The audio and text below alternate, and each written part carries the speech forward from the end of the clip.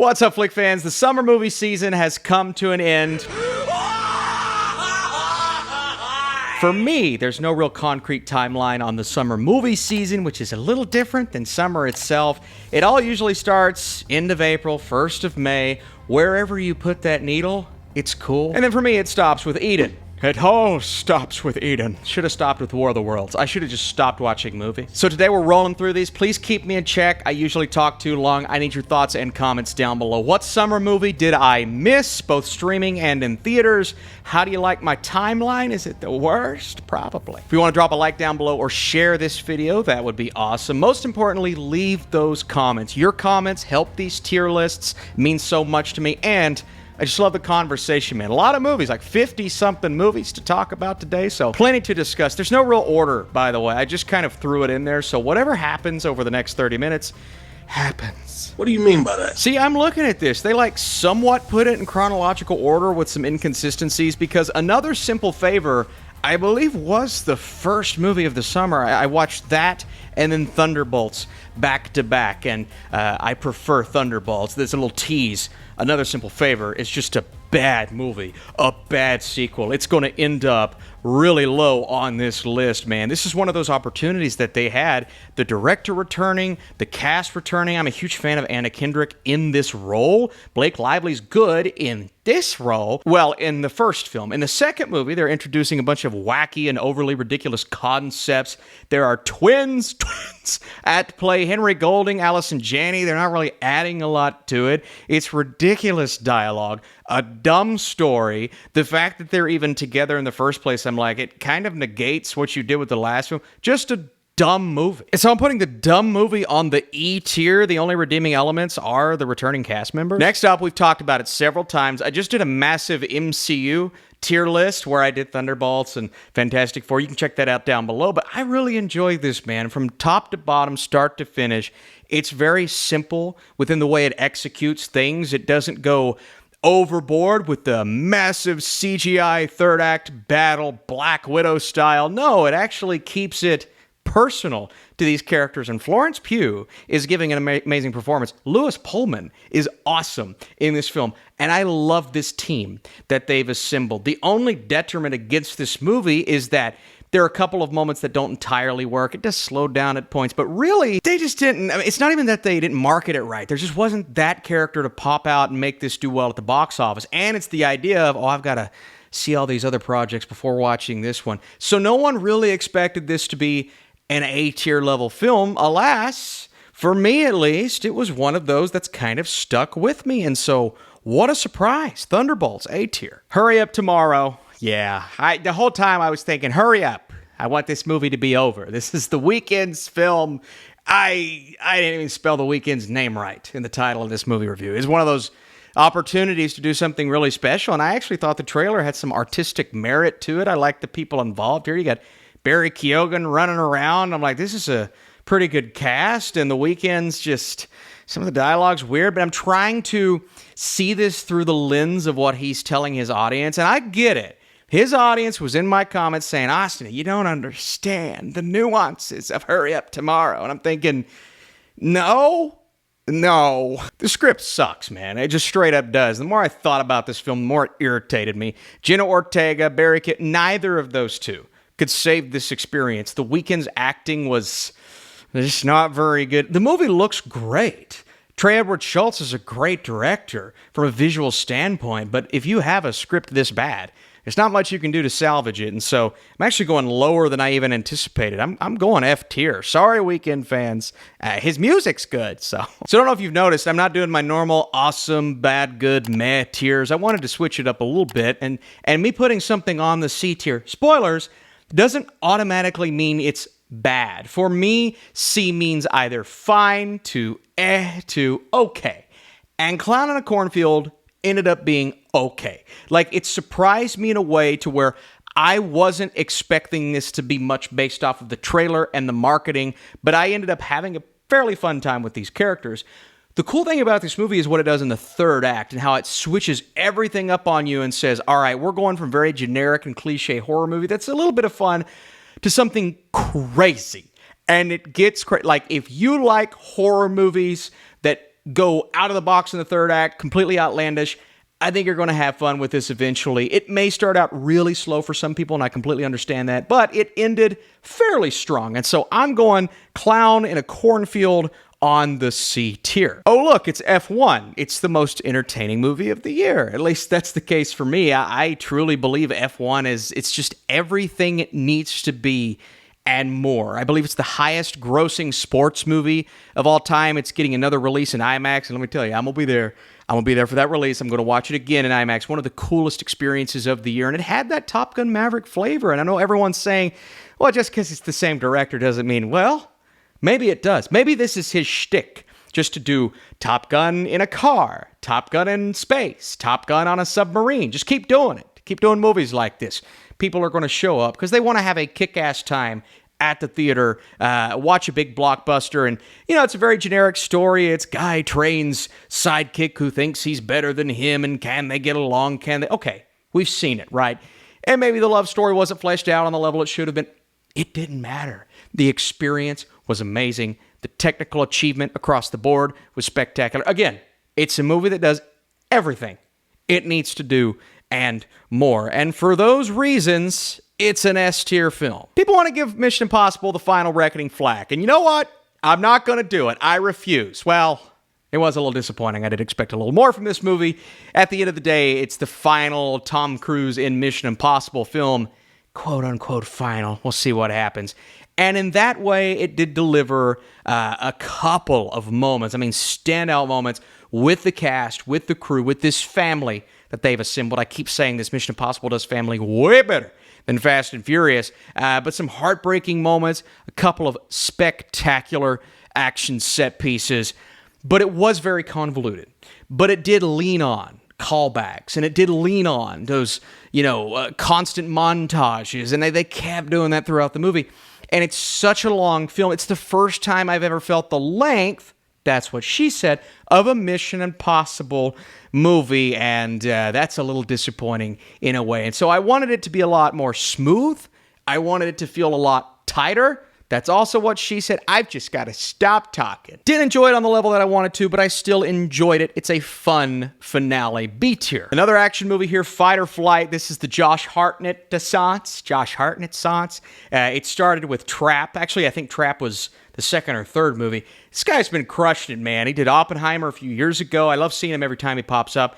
And this is his John Wick. This is his Nobody. It's an action movie on a plane, and everybody's on this plane, and everyone's going after each other. Felt like Bullet Train in a sense, and it takes a little bit to get to the action. You got a very generic set of villains in the FBI and the tracking, and I don't really remember the nuances of the story because they weren't very good. But once we get on the plane, it was a lot of fun. I really enjoyed the action sequences. It gets very outlandish towards the end, but I was cool with it. I was cool seeing Josh Hartnett in this metal tube flying through the air. That's what an airplane is. Doesn't that freak you out? Does that freak you out when you ride an air? It doesn't matter. So yeah, C tier, but pretty good C tier. The Life of Chuck. This one kind of broke my heart towards the end. Tom Hiddleston is really not in the movie all that much, but he plays Chuck. You've got this story that's telling itself. Is that the way I say? I'm going to keep in the bloopers in this video, by the way. It's going out of order. It starts at the end of this story and goes to the beginning of this story. All three acts are structured so differently. My favorite is the first act, which was this apocalyptic, crazy thing, and I had no clue what was going on until that wrapped up. And then you go into the second act, and yeah, it's probably my least favorite, where Tom Hiddleston actually is in it, and he's dancing a little bit, but it's kind of beautiful, right? It's very emotional. Then you got the third act with the young version of Chuck, and it just goes through this really emotional story, something that we've all kind of been through. And then, boom, you realize it's a Stephen King story. And so that was my experience with The Life of Chuck. And I thought it was kind of profound. Like, the more I reflected on this film, and it has to, you got to let it play out. But it does eventually come together. At least it did for me. I thought Mark Hamill also did a great job. Chiwetel Ejiofor, Matthew Lillard. It was really nice to see him in this kind of role. And so I loved Life of Chuck. I get some people think it's ridiculous, but I don't care. I thought it was wonderful. Speaking of people who think things are ridiculous, I've realized Tim Robinson is a very, I'm not going to say polarizing comedic figure, because it's definitely more good than bad, but I've seen some people, some close people to me that have they hated this movie because they hate his comedy. And some people who didn't even watch, I think you should leave. Now, if you haven't seen this, you're going into this film, I don't know what to tell you. But in a sense, it's like, well, if you don't get the inside joke, it's not your fault. And so I can't blame you for not loving Friendship. But Friendship was like the perfect type of movie for Tim Robinson to just excel in. He's actually a pretty good actor. I mean, he does his thing, right? But he's a pretty good actor opposite of Paul Rudd. And he realizes that Paul Rudd is just the coolest guy ever. This is my friend. I have been accepted and embraced by this new friendship. And then all of a sudden, he's kicked out. And because he's kicked out, he doesn't really know what to do with himself. And that made for a really, I'm not going to say the word profound for Friendship, but it's like a study on male friendship. How often do you get a movie like that? That's a comedy that had me cracking up my theater. All of them were probably Tim Robinson fans because they were laughing so hard. I freaking love this dude. If you like Tim Robinson's ridiculous comedy, you're going to love this movie. If you don't, you should pack your things and go. You sure? Oh, and it's A24, so that's pretty cool. Friendship. Yeah, it's S tier, man. It's so hard to figure out what to do with How to Train Your Dragon because I thoroughly enjoyed this experience. I liked the new performances, except for Gerard Butler, who is the old performance, but is also the new performance, but did a great job. And I think they do it very well, like the camera movements, the camera angles.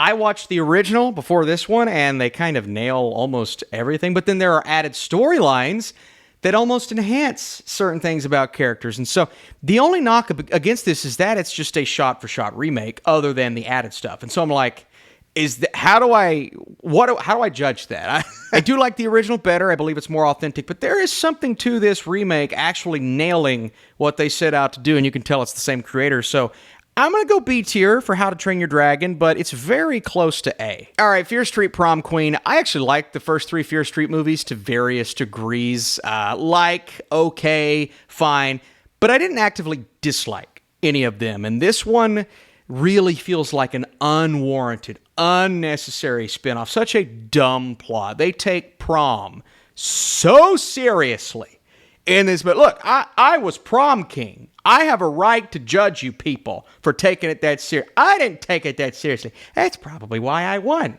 To be honest with you, it's just one of those dumb movies with dumb character decisions and dumb characters. It's dumb. It's bad. This is bad. This is very bad. Yeah, I'm gonna put this one on the E tier. It was pretty rough. How Stitch. I used to be able to do that so good. I've lost my touch in many ways. There were some things about this film that I didn't love. Not a shot-for-shot remake, but funny enough, the same people were involved. It's one of those that tries to do a couple of things with characters that are different from the OG. And then they're removing characters, fully CGI characters, and I'm like, I get why you did that to save money, but at the same time, I mean, that's also why they showed us Zach Galifianakis and those two characters to save money, and you felt that in some of these decisions, and some of the decision-making was a bit odd. It's a well-made movie. I mean, it's from the director of Marcel the Shell, and so you can tell it's competently made. It looks good. I didn't love some of the casting, like Galifianakis, but I thought Lilo was wonderful. He is Stitch, which is awesome. But then you've got some of the decisions made at the end. And so I believe this does its job. It's not an offensive family film. There's definitely some fun to it and some sweet, lighthearted moments.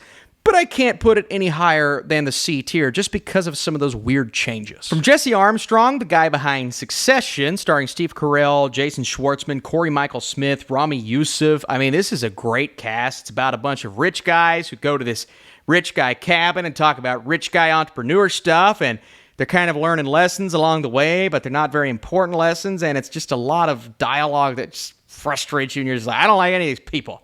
I don't like these people. And so it is kind of this like dark comedy in a way, but there's also this Succession kick to it that doesn't work as well in this setting, and I wanted to love this because of Jesse Armstrong, and it's shot well, it's made well. These characters were just brutal to watch at points. I wasn't enjoying their conversation. And I know you're not supposed to, but it was just a rough watch, man. I expected to get something out of it. And you can take something out of what they're saying. I'm not saying it doesn't have a bit of that levity to it, but I did not enjoy myself whatsoever And so I'm going to be pretty mean here, because the more I think about Mountainhead, the more frustrated I get based on expectations. It's an E-tier movie. Ballerina, no one needs a John Wick spinoff. What are we doing? This is ridiculous. Ana de Armas, can she do it? And she does. She doesn't steal the show. I mean, she's really good, but it's not like this knockout performance. I don't think it quite has that kick that the John Wick films have, and it doesn't quite hit on the lore in detail that it needs to, but it's kind of reminiscent of that first John Wick where it strips back everything. It's a simple story. You got Ana de Armas coming in, kicking ass, taking names, taking ass and kicking names. What? Did it help that John Wick's in there like Batman? He pops up, he does his thing, and he leaves, and they probably reshot those scenes to put him in it even more. Yeah, it helped. Was it ridiculous because of how he enters and how he leaves? Sure, but I'm not complaining. I got all the action I wanted here, man. The flamethrowers, the grenades, the big steel door that she uses, some cool action scenes, a somewhat forgettable story, but that's okay. They've built her up fairly well, and so I am going just a kick-ass time in Ballerina on the A tier. Wes Anderson's The Phoenician Scheme. Benicio del Toro is brilliant in this movie, absolutely brilliant. I think some of these performances here. Why has Michael Cera never been in a Wes Anderson movie? He fits perfectly. But as this film starts to progress, so the first 25 minutes, I'm like, I'm thoroughly enjoying this. There's even some violence in here that I've not really seen out of Wes Anderson. It's still his same old thing, but his same old thing works well in certain settings. But then they go on this adventure and they meet all of these characters, and it really did start to feel like a cameo fest, and the dialogue was a little too on the nose. I liked the basketball sequence with Bryan Cranston and Tom Hanks, but I fell less in love with the story than I wanted to, than I thought I would over that first 20-minute span when I was really loving what I was getting. And it goes from simplified and, spending time with these three characters to something a bit more broad, and then it becomes less focused, and then it becomes kind of full of itself with the Wes Anderson shtick that does begin to feel tired after a while with a movie like this. And so I somewhat enjoyed The Phoenician Scheme, but it's definitely one of his lesser movies as of late. I'm going C tier. Bring Her Back, from the directors of Talk to Me, who started out on YouTube, which is super cool. Can we talk about Sally Hawkins? My God, good Lord, what a performance. One of the best performances of the year so far. She's not going to get the love because it's a horror movie. It's a kind of a brutal story. There are even moments where I'm like, is this full-on horror, or is it more just about a mother obsessed with bringing her back, and that idea, that concept, and these poor little kids who they want to find a home, and this lady's crazy. She's psychotic, but I love that this was just a very simplified story, very few characters, haunting. It keeps you on edge. It doesn't rely on jump scares. You're uneasy, but then there's like this emotional touch to the end that I thought was beautiful. It does lag at points, and there are some very weird moments between characters, but I thought Bring Her Back did exactly what it needed to do, and so I'm going A tier for Bring Her Back. I don't know why Weapons is here on the list. I guess it just threw it backwards a bit. We're going all the way back to June, so I'm going to talk about it because Weapons was awesome. And I want this to end up in my top 10 of the year. I believe it could at this point. And that tells you how much I love this movie, man. Josh Brolin was excellent. Julia Garner, Alden Ehrenreich, Austin Abrams, Benedict Wong. I mean, the list goes on, but being told through different perspectives, which I didn't expect. And I just think Zach Cregger has the voice. You can tell which movies he's pulling from. He said, I looked at Prisoners, I looked at The Conjuring, I've looked at some of these films, not story-wise from The Conjuring, just the way those thrills are shot. But I've looked at some of these examples, and I'm doing my own thing here, my own very original story, and it is original, but those nuances are what I'm trying to feed into this just beautifully shot horror movie that does not overly rely on those cliches that the kids running. Just that freaks me out, man. I love the way it was told. I love the look and the feel. The only thing I have about it is, did the ending fully work? I still got to see the film again. Regardless, you know what we're doing. It's an S-tier film for me. I didn't dislike Echo Valley, Julianne Moore, Sydney Sweeney. It's on Apple TV Plus, I believe. The experience was fairly interesting. It's just that I guessed where this was going. They try to pull the wool over my eyes at one point. I'm like, I can see what you're doing, and that's exactly what happened. Domhnall Gleeson is in this film as well, and it's about this mother and her daughter. The daughter's going out and doing crazy things. She's into drugs. She's bringing all of this upon her mother, and her mother's just trying to get out of what her daughter's putting on her plate. And then Donald Gleason comes in, and he's not a good dude. Not a good dude at all. But I found all of this to be interesting. At the same time, it's just a very generic story. It's a very generic setting for this type of story, and there was nothing about it that kept me riveted. It wanted to keep me riveted. It plays like a thriller, but never really holds those thrills. And so I can't punish this film like I would something else that completely falls flat. I'm going to go D tier. It had the potential for C or B tier. Karate Kid Legends. Ah, darn it. Dang it, man. I wanted to love this. You got Jackie Chan in there, and I love Jackie Chan. Freaking Ralph Macchio is Daniel LaRusso, and they just waste him. I mean, there's no reason for him to be in this movie. And the film is about something else entirely from what the trailer sold you. Like, this tournament is just, it comes up at the end. It's like, oh yeah, we got to do that. Training montage. Boom. Now, there's something to him training this older guy early on, but I just didn't care about any of this. It's just a really poorly written movie. Some of the fight scenes are fun. Fine. Yeah, Karate Kid Legends is legendarily bad. The Old Guard 2. God, what a brutal sequel. We talk about bad sequels. We talk about unnecessary sequels. Now, I don't think this is entirely unnecessary because I liked the first The Old Guard. It was fine. I mean, not the greatest movie in the world, but there's potential there to build a franchise. You bring back Charlize Theron, you bring back Chiwetel Ejiofor and a couple of these actors. It's like, all right, you've got something here. These immortal warriors, except Theron, of course. But now how are you going to use that? And who are the bad guys coming in? Oh my God, Uma Thurman. And what are we doing with the sequel? And it's just this underwhelming, poorly written, the dialogue between some of these characters. Okay, all of that's bad, but you have potential with this ending to bring it home. And it's the worst ending of the year. Like, no competition. Well, War of the Worlds is pretty bad. Okay, a little bit of competition.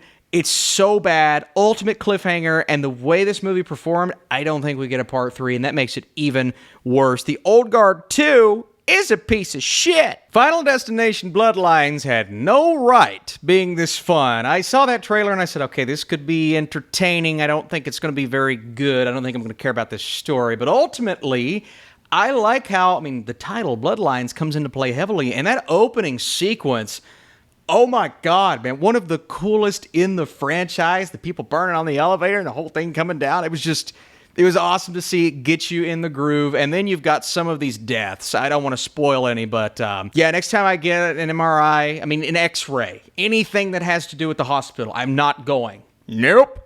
Generic character tropes. I don't know if everyone's going to love the ending, but it's a Final Destination movie. What do you expect? I expected this to be worse than it was. I was surprised by how much I was enjoying myself. It's not a great movie, but there are great kills and moments, and if you like this kind of thing, it is your type of film, and so I'm going B tier for sure. Sovereign. Nick Offerman, Jacob Tremblay, Dennis Quaid. It's about a man who is like indoctrinating his son. Indoctrinating? But it's based on a true story. It's called the Sovereign Citizens Movement. It's basically saying these laws do not apply to me. The moral standards, the code that has been given to everyone, there's nothing that I have to do to abide by these rules. And he's teaching his son this, and he's preventing his son from going to school and living a normal life. Not saying that being homeschooled is not normal, just saying this guy, you don't want this guy to homeschool you. Nick Offerman is great in this film, and they're teasing you, setting you up for something big towards the end. And I don't know if I got that, if it fully delivered on what it sets up throughout the entire movie, but ultimately, it does a nice job of just breaking you down along the way. It's not a fun movie, but this is the type of film that you just expect great performances, and you get those. Tremblay is great, but Offerman, again, is spectacular. And it's really solid filmmaking that builds tension extremely well. And I was fascinated by the way this guy lives his life, and you know it's not going to end well. You just don't know exactly what's going to happen, but I do believe it is based on a true story. So, wow, what a film. This is one of the more underrated movies of the year. I'm going A tier for Sovereign. Heads of State, John Cena, Idris Elba, can they play off of each other? We know they can from the Suicide Squad. Priyanka Chopra Jonas, she's solid in this film, but I'm like, John Cena's the president. That's not realistic. Idris Elba is the guy over here, and they meet up and they don't get along. Their countries don't get along. They gotta act like they get along to make everybody think that they're good political leaders.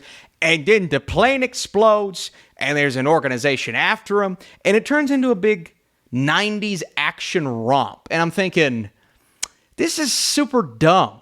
So why am I not offended by how dumb it is? Why am I enjoying myself? Why is Jack Quaid entertaining me in this one sequence that he's in? This movie's so dumb, but I gotta tell you guys, this is one of those films that I just didn't care. I was enjoying the ride. Anytime there's a flashback, it's like a Wes Anderson short story. I can't even explain it. I enjoyed Heads of State. Like, what do you want me to do? I enjoyed Heads of State. I shouldn't have enjoyed it, but I did.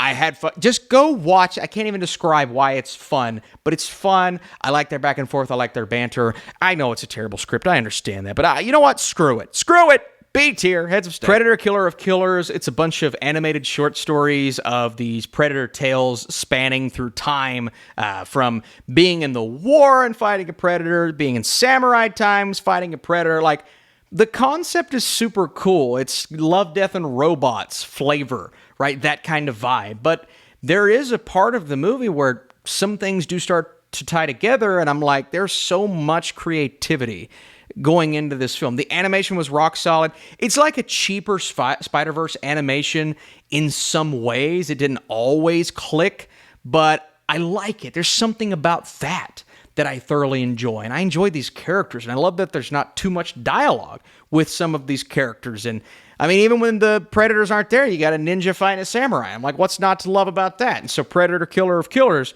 was just super cool across the board. A tier. Guy Ritchie's Fountain of Youth. Natalie Portman, John Krasinski, Isaac Gonzalez, Domhnall Gleeson. I had to look at that because I don't remember anything about this. I remember watching it and thinking, John Krasinski, it's like he's trying to be Indiana Jones, but this time it's his sister, and so that's kind of like the Mummy flair. It's like Indiana Jones meets the Mummy, meets Night at the Museum, kind of, sort of, but not really that tone, a little darker. It's just so boring.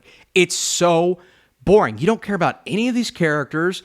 We get started on this adventure. I'm like, okay, this has potential, but then it's just like the most generic dialogue. I grew to know no one or love anyone and not care about anything, but it's a Guy Ritchie movie. And so it's like well put together, some cool action scenes, some nice set pieces. I love that they shot on location for this. And so I'm watching all these things thinking, Guy Ritchie's doing a nice job. Why do I not care about any of this? And so I can't say it's bad. I can say it's bland, which is almost worse than bad. So me putting this on the D tier is just as bad as me putting it on the F tier. Does that make sense? 28 years later, I really liked this. I liked Danny Boyle, Alex Garland, everyone involved. This cast across the board. Ralph Fiennes steals the show. You know this. Well, Ralph Fiennes steals the show. Jodie Comer's storyline was the heart and soul of the show, and Alfie Williams was the surprise of the show. Outstanding. Like, so good. Loved his character.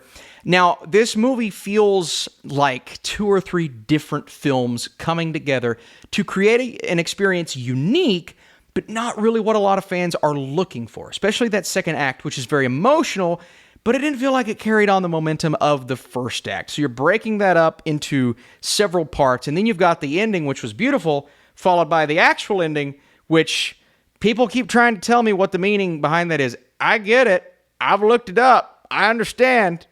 Doesn't make the tonal shift work. You can... Somebody was on Twitter like, hey man, here's what it is. I'm like, okay, I got you. It's just still a massive tonal shift. Like, okay, there's meaning behind that. If it's supposed to be that inside thing, like, that's not going to appeal to myself. It just doesn't. And it doesn't. And I'm not apologizing.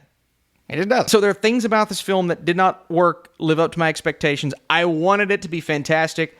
I still enjoyed myself. It's a very well-made movie with awesome moments and characters and parts that I thoroughly loved. A couple of sequences that are truly spectacular. So I'm still going B tier for 28 years, just seeing those two next to each other. Please don't hate me. That's fine. All right, Zion. Zombie movie in a hospital. Cool beginning.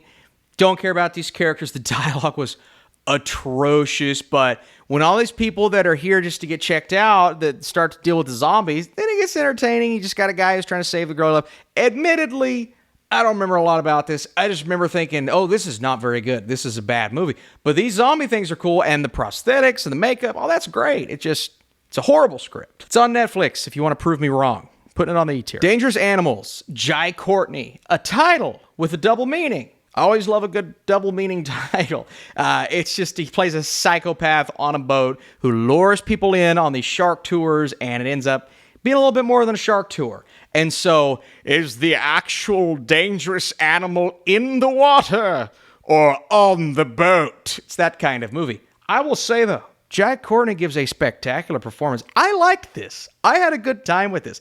I didn't expect to. It's a lower budget shark movie, and just lately, we've not really seen a lot of good lower budgeted shark movies. It's also hard to do a shark movie when everyone always compares it to Jaws. This is very different. It is one of those that you've just got to ignore the bad CGI sharks. If you can ignore the bad CGI sharks, I promise you're going to have fun with this. It's like a slasher type bloody movie with a psychopath at the center and really bad CGI sharks and dumb decision making. Regardless, it's one of those horror movies you can have a lot of fun with. B tier. Sorry Baby, Eva Victor plays Agnes Ward. Naomi Ackie, who is slowly becoming one of my favorite. I mean, she's just so good in every role. I love their friendship dynamic, but it's about a girl who went through something tragic, and she's trying to recover from that part of her life, but she just can't quite get past it.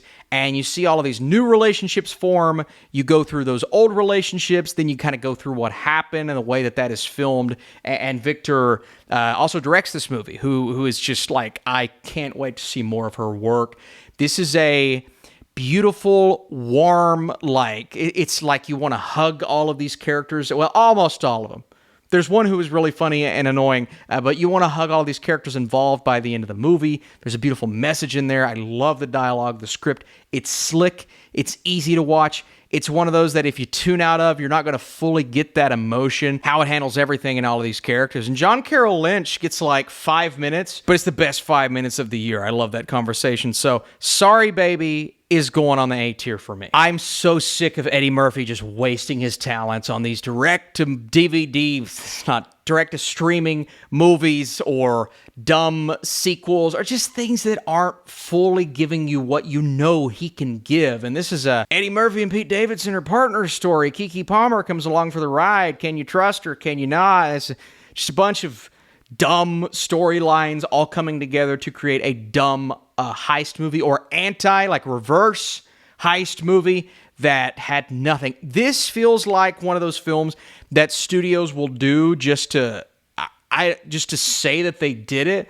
Like, let's get all these stars in the movie together. Maybe we'll get some views. We can write some things off. Here we go. AI, pump out a script. And then AI pumps out a script and they put John Doe's name on it. And that's what The Pickup felt like across the board. Tim Story, he struggles, even though I do have nostalgia for those Fantastic Four movies. So The Pickup, it's E tier. Look, Celine Song had a tough task with The Materialists, trying to follow up one of the absolute best movies of a few years ago. And so I'm like, it's obviously not going to be as good, but can the Materialists deliver on that trailer? Really, it's a different movie than the trailer. It's not this love triangle that it's setting up, and I should have expected that from Celine Song. Pedro Pascal is good. There's a great conversation he has with Dakota Johnson's character, and the camera just kind of sits on those two, and I loved everything that they were talking about. And it really is playing on relationships and dynamics, and do we care more about the material things in life, and all of these questions that we ask ourselves as we're getting these relationships. Chris Evans is good. I'm not saying he's bad. I do feel as if that love story could have been told a bit better, and so it definitely fell short of my expectations. That being said, I still think it's a good quality film, which is why I'm going B tier. I don't know if I'm going to want to edit this in here because it's a long video, so I'll just sing it. I know what you did last summer. This guy stinks! I should just edit. I won't. So that's what you get. Is that Shawn Mendes? I was in a group chat with him once when I had Vine. We were doing a Revine thing. I was in it with him and Josh Peck. No one's going to believe me. And that's fine. I don't even care. I like what they did here with the legacy characters. It's a legacy sequel. Jennifer Love Hewitt, Freddie Prinze Jr., they are solid up until The story makes certain decisions that I was just kind of baffled by. But I'm saying their performances were good. They try to give you this new crew, and these characters are just really unlikable. And it's like, when I struggle rooting for you and I kind of want you to die, but then, the boy's got his fish hook and he's just missing you left and right. This fisherman sucks. And he just flat out sucks. Like, sometimes he gets the job done. Other times, he just moving so slow. Like, I guess Michael Myers moves slow too, but then sometimes he's just over here. So lots of issues here. It's a bad legacy sequel. It really is. So I'm going E tier. Oh, look, another legacy sequel. I'm seeing a trend here. Lots of those this year. Freakier Friday, Lindsay Lohan, Jamie Lee Curtis. This started out really rough. This was like E tier level first 15 minutes because I'm thinking, oh my God, this feels like some of those really bad Netflix rom-coms and coming-of-age stories and all these kids in here, and the thing blows up and pushes into like bad CGI. I'm thinking, oh no. Or just a DCOM, Disney Channel original movie. Those were the vibes I was getting. But then Lindsay Lohan and Jamie Lee Curtis's characters become a little more prominent. Then they finally switch bodies, which you give these actors opportunities to play completely different parts. And yeah, it gets a little overly convoluted. It's not 2 people, it's 4 people. But these young girls, they're very good in this film. Lindsay Lohan, back to form. Love seeing it. Jamie Lee Curtis is excellent. And by the end of the film, I started to warm up to it. I still didn't fully get there. Like, I do think this is one of the more overrated movies of the year because it starts out poorly, gets a little better, you kind of feel that heart, feel the charm, and then it locks you in by the end. But was it too little too late at that point? For me, it wasn't, but it almost was, which is why I'm going C tier for Freakier Friday. Elio, Pixar movie. Look, it's not great by Pixar standards. It's hard to live up to those nowadays with their filmography, but I didn't fully I didn't feel the constant going back in and re-editing, which is what they did. I mean, if you watch the first trailer for this, the whole storyline's different. Like, everything's different. They redid some voice work, and I thought I would be able to tell that while watching, and you sort of can. You can see where things would have been better. I don't know why they made some of the decisions that they made. It does move a little quicker. You've got everything happening in space, everything happening on Earth, and it just feels like 2 drastically different films. But it's very sweet. I think the family will enjoy it. Elio's a likable character.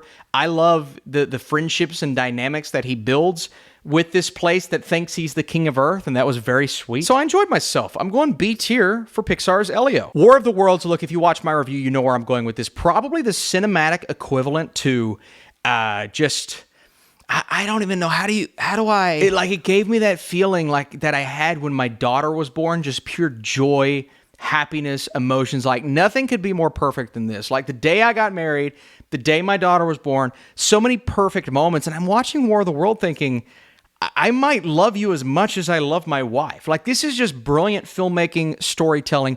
Ice Cube, Oscar worthy. I think genuinely one of the coolest performances maybe I've ever seen in my whole life, ever, in the world. And there is a war in the worlds, in War of the Worlds. There's a war of the worlds in this world that's on the world. Even though Ice Cube is in front of a laptop and you can see the green screen in his glasses. And so, all of this being said, I've got to go War of the Worlds on the F tier because it's a giant piece of dog shit. All right, Brick. It's a Netflix thriller. Matthias Schweighöfer, who is always in these Netflix projects, it feels like. This couple, they're fighting, arguing, and then they try to walk out of their apartment. There's a big brick wall. And it looks weird. It looks like the cube from Transformers. And so they're having to go through all of these different floors and levels and apartment complexes and gather troops. And then they've got to figure a way out. So it's a cool concept, right? It felt like Escape Room at times. And then at other times, I'm like, this could be better than what the storytelling is trying to do or say right now, because it feels like it always goes off topic and just tries to deal with the relationship at hand when there's a big brick wall. And ultimately, I mean, by the end, I'm thinking it feels like a wasted opportunity, wasted potential, characters I didn't care about. It's just the same series of complaints I have for a lot of these other movies on the E tier. So the trend continues to trend. Megan 2.0. It's fine. It's fine. I wanted to love it. I wanted to love the first movie. I didn't love the first movie. The first movie was okay. I feel like leaning into horror helped it compared to what this did, which was lean into the silliness, the stupidity, like a 90s schlocky, sci-fi take on Terminator. And there's a little bit of that towards the end. It turns into an action movie. But I also feel like the marketing crushed this film. Not the good kind of crush. I mean, crushed it at the box office under the weight of its own big-headedness because it thought Megan was an icon. And she's not. I mean, it was just a well-marketed movie, the first one was. And this one wasn't a horror film. It's kind of taking away the magic. And I get it. Terminator did it. Alien did it. Why not Megan? Well, Megan's not Terminator. Megan's not Alien. And Megan's going on the D tier. It could have been worse. Some really fun moments, but ultimately just a big disappointment. Together, Dave Franco and Alison Brie are good together in this movie. They're really good. I mean, you can tell they have chemistry in real life. Obviously, that transfers to the screen here. This is just a unique horror concept where two people, they're having relationship issues, and then all of a sudden, they start forming and, coming together. But I mean, like, physically. And some of the stuff you see in this film is like, oh, wow. So no jump scares in here, just that. And that is freaking me. I can't look at this. That's what you want to feel in a horror film. And I liked that tension. I really like the buildup. I love that there's a great sense of humor here too. Dave Franco's always bringing that to every role, but it never impedes on the terrifying moments. And then what's going on with this little town here, that's pretty interesting for me. It's a little generic, and I didn't love the final shot of it, literally the final shot of this movie. Everything else worked really well for me, and so I've got to go together on the A tier. What a fun horror movie. Okay, you know what? Kpop Demon Hunters was really fun. It's fun, and I watched it again. So I watched the first time. I said, that's a good movie. It's a good movie. It shocked me, surprised me. I didn't think I would enjoy myself that much. And then I started to hum the songs and think of the moments, and I'm thinking, like, this film had no right to be as good as it was. No right. Zero. And it was. And I'm thinking, Kpop Demon Hunters is this massive thing right now that's taking over the world. It's taking over Netflix. It's going to finish #1 in theaters this weekend because it's getting re-released with a bunch of people singing and all the words and the lyrics. And I'm thinking, what is happening? I want to go experience this. I think I might go experience this and finally put a full review on this channel. Guys, what a fun film. And again, the animation, stunning. You are in this world. I have no affiliation with K-pop. I don't listen to K-pop. But my God, I have listened to these songs. And the idea of this evil boy band being the antagonists, come on, man. That's so great. So I'm doing it. I'm putting it on the A tier. It deserves it. What a fun film. Edington, Ari Aster. I wanted to love this. I really did. And I think there's lots to love within the filmmaking here. People are giving it a hard time, understandably so, because it's another COVID movie. I don't want another COVID movie. I don't want to go back to that time. In the first act of this film, people are getting mad at other people about wearing masks, and then you're getting the unvaxxed versus the vaxxed, and then I'm starting to have to see all the things again that I was just so sick of seeing on social media during 2020. I'm just like, please leave me alone. I don't care what side you're on. I don't like any of you people. Maybe that's a me problem. It's probably a me problem. That being said, this ended up being one of those movies that kind of stuck with me in a way that maybe I wasn't expecting. I still think it's very sloppy in moments. I think the whole Emma Stone, Austin Butler plot thread is so weird in this. It's so unnecessary. But there's something to how this was pieced together. And then the ending, the third act was great. Joaquin Phoenix is awesome in this third act. The end itself was magnificent. It's some of the best filmmaking I have seen all year. The camera movements, the camera angles, and this big shootout was awesome. But it's such a sloppily made movie, it's hard to give it credit where I believe credit is due. And so maybe I need to see this again. I do. Right now, I'm going to go C tier because of its inconsistencies. But I will say, I want to see it again. Jurassic World Rebirth. All right, that's a little mean. It's so interesting to me that they kind of fused together two ideas for two different movies. One that feels very reminiscent to Jurassic Park 3. So you've got this family that I did find myself rooting for. That's kind of the emotional core of the film, this young girl. And then you got the cute little dinosaur thing, which is dumb. And then all of these stars, Mahershala Ali, Scarlett Johansson, like everyone coming in over here, which is like the generic military subplot. They've got to get the blood from the dinosaurs. And it's like, I didn't really care about a lot of those characters, but that is the best acting in the movie. So you've got the best acting over here, you got the nice emotional family over here, and then something in the middle that ultimately becomes Jurassic World Rebirth that I just I wasn't enjoying myself, man. It was just such a retread of things I've seen before. Now, the third act is fun. You finally get to see these dinosaurs, and you finally get to see Gareth Edwards be the director you know he can be. It felt like he wanted a smaller scale horror movie within the confines of a Jurassic World film, but again, just fell short of expectations. It did well at the box office. People love dinosaurs. That does not mean it's a good movie, people. Do not get those two things confused. You will look stupid on Twitter. D-tier. Again, in the vein of Edington, I have a lot of issues with Highest to Lowest. It starts out on a very poor filmmaking note. Spike Lee, what are you doing with this music that doesn't match the tone of the movie? What are you doing with this editing that's so odd? And, yeah, at least it's kind of intriguing, and at least it's sticking with me. I don't like the choices, but they are choices. You know what I mean? And that's the type of movie that, while I don't agree with a lot of the decisions that Spike Lee made with its characters and with these decisions, I'm at least intrigued, and that's what filmmaking should pull you in all sorts of directions. And so I like that I don't like that. It's kind of cool. That being said, the movie does get better, and it finally starts to speak to me in that way that Spike Lee was intending. I have issues with performances.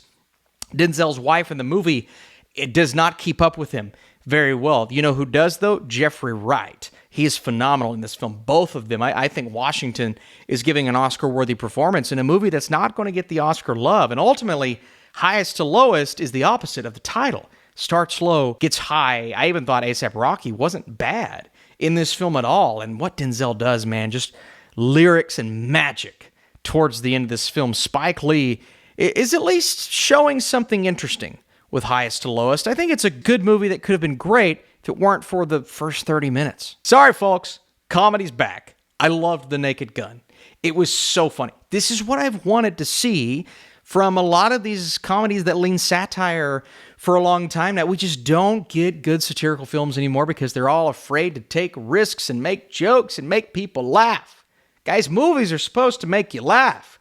Yeah, it's some things, maybe a little offensive. Some things, okay. If it's making you laugh, it's doing its job. And this type of humor is not for everyone. If you don't like the original Naked Gun movies, you're not going to like this. Humor, there's such a variation of how people are going to feel about this film. I like this kind of humor. The bits, the gags, the hand in the coffee in the car, Claw picking the car out of the river. I mean, just so many of these little silly, ridiculous, over-the-top things. It's a very different type of comedy from a movie like Friendship, but it hit me in the same way. Obviously, not as well made as Friendship. The plot itself was very generic. The villains are kind of dumb, but the subplot with the snowman, that's where it's at, baby. I'm going The Naked Gun easily on the A tier. Smurfs. Well, this movie was smurfing awful. It was a giant pile of heaping smurf. I'm just repeating myself. This is exactly what I said in my review. My very short review, because I just wasn't smurfing feeling it, It's one of those movies you watch, you're like, this is going to make my kid dumber. It's awful.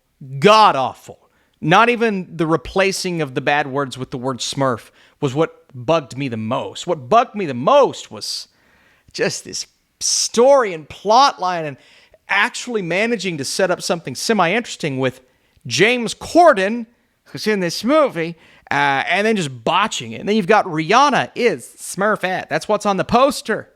And she's not a good voice actor. She's just Rihanna in this movie. And then she sings her songs, though, so they were able to probably make some money off of that. Okay, Smurfs is F tier next to War of the Worlds. That's suiting. Fixed. I was really excited about this. Genndy Tartakovsky is one of the more prolific animation filmmakers, animators out there right now. And I like a lot of his work, man. Samurai Jack is still one of the coolest things ever, as is Dexter's Laboratory. But This just wasn't it. Fixed is one of those movies. It is what the trailer says it's going to be. It's a bunch of dogs, one in particular. He's going to get fixed, and so he's going to go live his sexual life.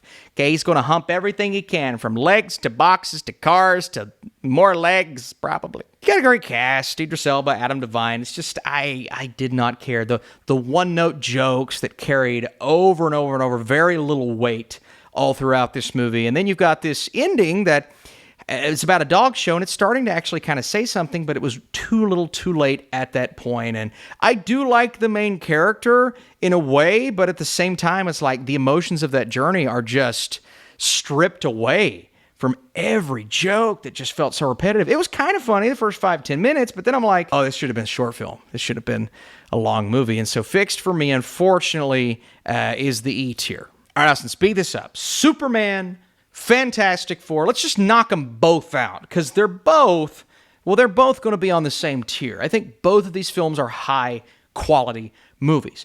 Both of these films are beautifully made in a very different way, and funny enough, are somewhat similar in the way that they are executed. And there's so many similarities between Superman and Fantastic Four. I'm like, it's just odd that they both came out. Regardless, two of the best scores of the year, both have a ton of heart.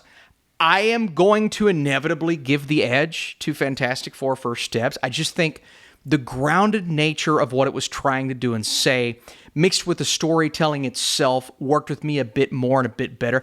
I felt the weight of Fantastic Four First Steps more than I felt the weight of Superman. It just felt like it had more levity to it. Now, that's not a knock on Superman. I still love it. I believe there's so much going for this version of Clark. There's so much going for that relationship with Lois. Now, my favorite Lois Lane ever.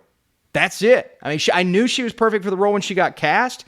I didn't know it would translate this well. And on the other side of things, Vanessa Kirby is my favorite Invisible Woman now. Pedro Pascal is probably my favorite Reed Richards. Look, I get it, man, but we've not really had great versions of these characters. I will say, I do think the OG Fantastic Four movies handle The Thing better. He gets a little shortchanged in this movie. And I'm still a Chris Evans, Johnny Storm guy. I am. I think Johnny Storm is handled much better in this movie with what they give him to work with, but I do prefer Chris Evans. That's not the point here. The point is, Fantastic Four First Steps was great. A little underwhelming in parts, even with Galactus, but all in all, awesome. And the score is magnificent. Superman, setting the universe off, a great start, couple of shortcomings here and there. I still don't love the look to certain shots, the POV, the fisheye lens, that I understand what it's going for. Still don't love a few of the things about the look. Regardless, both of these movies are A-tier quality for me. So Superman, hey, wait, hang on. Got to keep it for aesthetic purposes. And Fantastic Four. All right, next up, Bambi the Reckoning. We had Peter Pan earlier this year. This is in the Winnie the Pooh Blood and Honey universe, the Poohniverse, if you will. It's better than Peter Pan. I think this had a little more going for it in terms of scares, but just the generic nature of this franchise in general always comes back to bite these movies in the ass. And once again, it's doing it here with Bambi. Some of the writing was rough. Some of the characters were rough. It's somewhat entertaining, better than Peter Pan, like I said. I think for it being so low budget, they actually did some things well that I did not believe they would do well, and so that kind of surprised me a little bit. I'm still going to put Bambi the Reckoning on the E tier, but, you know. All right, we're almost done. The Bad Guys 2. I enjoyed the first Bad Guys. I thought it was a good movie. I believe all of these roles are cast perfectly. Sam Rockwell is amazing, right? And then this time around, you've got the bad guys. Are they good guys now? Are they living the good life, trying to find jobs, better themselves? Or are they getting caught up in something else a little ridiculous? And once again, that flavor, that flair of this DreamWorks project shines through, not only in the animation, but with the voice cast. Again, I love everyone involved with this movie, this franchise. I don't love these movies, the Bad Guys movies, like a lot of other people do, but I really liked it. It's a good sequel, but I feel like this should make a lot more money than it does. The Bad Guys 2 was cool, slick, fun, and I enjoyed it. Happy Gilmore 2. I gave this a little bit of a hall pass the first time I saw it because I did somewhat enjoy some of the decisions behind what they were doing with Happy and what they set up with Happy and dealing with some addictions and the tragedies of his past. I still can't believe they did that. But the more I think about this, the more I get frustrated because it really is just one big cameo fest with lackluster gags, the dumb golf tournament at the end. And I said in my review, this is better than some of his other Netflix movies. And it is, but not many of them. The more I think about it, I get more mad. The more I think about Happy Gilmore 2 because I'm like, they botched this, man. They had the opportunity to deliver on an all-time comedy classic, and they didn't do it because they try to throw so much shit at the fan just to see if something sticks, but instead it stinks because it's shit. You don't throw shit at a fan. And so I would have put this on the D tier, but I'm just very frustrated with this movie not working. Bridehard. Good Lord. What a dumb movie. What a dumb Bridesmaids, wannabe, Rebel Wilson, a couple of cast members from Pitch Perfect. One of my favorite movies, like, stop. Why are you here? A secret agent at a destination wedding, and I love Anna Camp, and I love some of these people, and Divine Joy Randolph crushing her Oscar. I don't want to say that because I love Divine Joy Randolph. One of my favorite parts of The Holdovers. Why is she in this film? Why is anyone in this film? I didn't like dialogue, the characters, the way they talk to each other. No one's likable. You don't care. I don't care. Why am I talking about this? I'm spending way too much time on Bridehard, rightfully, next to these other piles of shit. Nobody 2, a fun sequel. I was entertained. It kind of did everything it needed to do. I wasn't overwhelmed with this story because it's a very simple story. It's about a guy who's just trying to live his life and not go back to all the stuff we saw in the first movie. But of course he gets caught up in it, and Bob Odenkirk delivers on the action. This director has handled some of my favorite action movies on Netflix over the last several years, and so that's where he excels. And that third act was so much fun, man. Taking this theme park and turning it into what they actually did. And it gets a little overly complicated with the boss of the boss. And the big bad boss was a cartoon. I thought it was so unnecessary. You could have just kept it with the cops.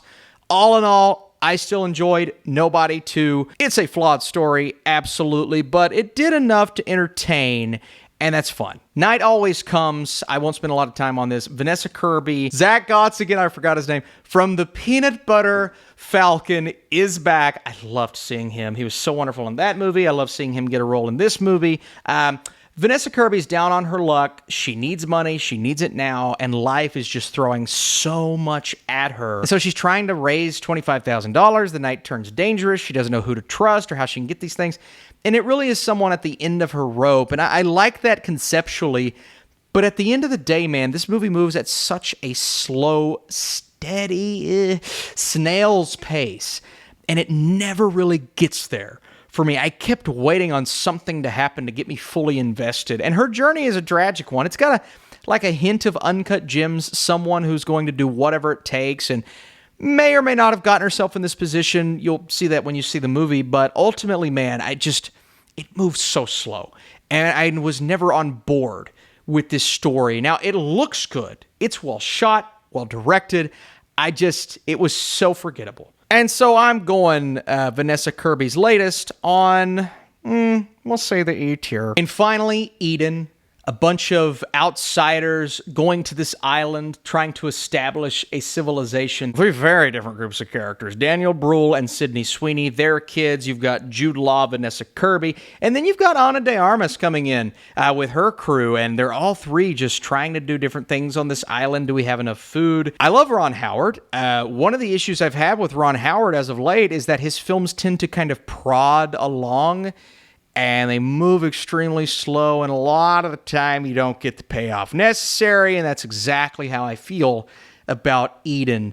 The ideas and concepts proposed in the first half, none of them really come to fruition in an interesting way. It does ultimately work out in a way, but I just thought Eden was a missed opportunity because you're proposing all of these things for us at the beginning of the movie, and it's an amazing cast. Sweeney's good. Jude Law's obviously, he's one of the GOATs, and Vanessa Kirby's going to crush it, but I thought Vanessa Kirby's character was a little wasted. And the concept of, is it nature or is it the people around you that are ultimately going to become your downfall? Okay, cool. but is that going to make for an entertaining movie? It didn't in this case. And so Eden was well made.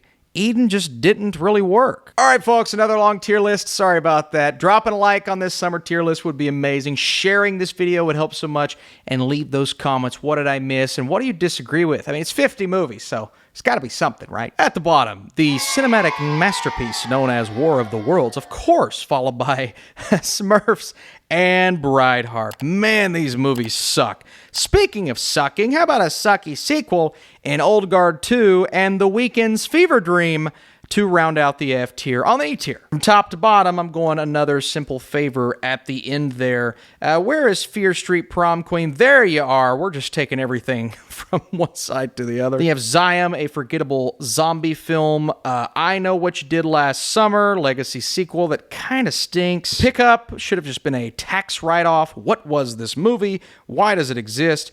Karate Kid, I can't believe this movie was as bad as it was. Fixed, what an utter, see what I did there? Disappointment. They're not cows. I'm going to change up my letterbox list and go Happy Gilmore 2 next. Just really frustrating across the board. Let's go Brick next, a wasted concept, followed by the dud known as Mountainhead, and then, Bambi was more fun than Night Always Comes, so I guess I'll give it the benefit of the doubt. Vanessa Kirby was better, so let's do that. You know what? I hope you stuck around to the end, because the more I think of Fountain of Youth, the more I'm like, why would I give it the benefit of the doubt? E tier. Only got 4 on the D tier this time around. Let's go Jurassic Dud, and then Megan 2.0, just it's too much of a change there. I'll say that looks good. Eden had potential, fell short. Echo Valley, a little better. On the C tier, Stitch was the one closest to the D, followed by Wes Anderson's latest, which was a little disappointing, and then Freakier Friday. It's a legacy sequel. I'm going Clown in a Cornfield, pretty fun. Fight or Flight, action movie on an airplane. And then Edington, which made me think. At the bottom, fine, I'll give you this one. Let's go Heads of State. Jack Courtney slaughtering people on a boat. Dangerous Animals. Followed by, that looks good, Nobody 2. Elio would be the weakest animated movie here. And then, I'm going to say Final Destination, again, a nice surprise. How about The Materialists, followed by The Bad Guys 2.